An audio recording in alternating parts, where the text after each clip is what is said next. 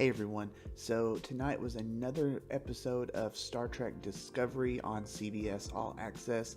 And I have to say that I have not been this excited about any kind of Trek show or movie in some time. Like, as soon as I finished watching this episode, I was just like, oh, I can't wait till next week.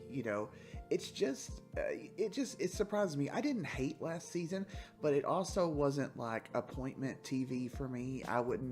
Have just I wouldn't have got up early to watch it or, stayed home to make sure that I caught it. And this season, which this may just make me sound like a big nerd, but this season is one that is just keeping me entertained, and I can't wait for the next episode. And, Trek hasn't done that for me in a long time, especially because a lot of Star Trek I guess the majority of Star Trek I haven't watched live. This is really the only series that I have watched that, was currently airing on television. Everything else I've watched in reruns.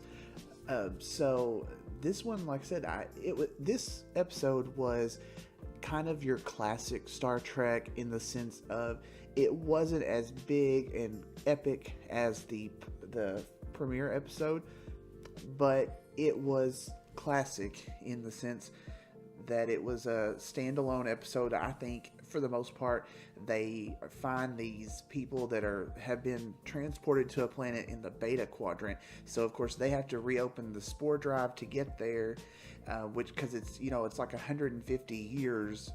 It would take them 150 years to get there from where they were before if they were just traveling by warp speed. So they take the spore drive, they get there.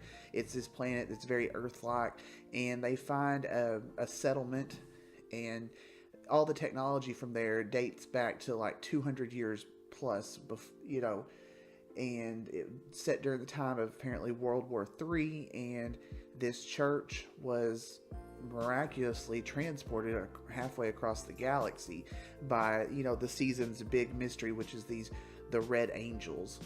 And so they beam down there, just a small crew, just Pike and Michael and Joanna, which is one of the helmsmen that you really haven't got to know yet. But they were doing a good job this season of fleshing out the characters, letting us get to know them, because last season they were all just really forgettable. I mean, they were faces that I saw on the bridge, but I couldn't have told you their names or anything. So there's a small group of them. They go down. This settlement's very primitive. It's very religion based, and they try to not disrupt it and say, they just tell them they're from the north and they're travelers, which worked for them. But there was a guy there who his whole family has always questioned why they are on this planet.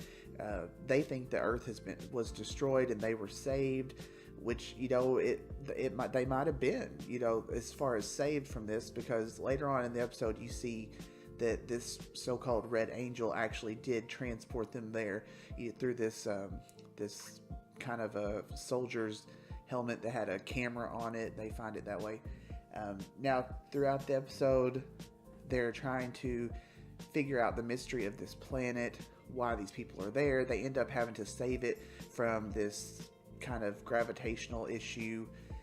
And also throughout the episode, you have Tilly, who is still trying to deal with the dark matter asteroid from the first episode, and she gets hit.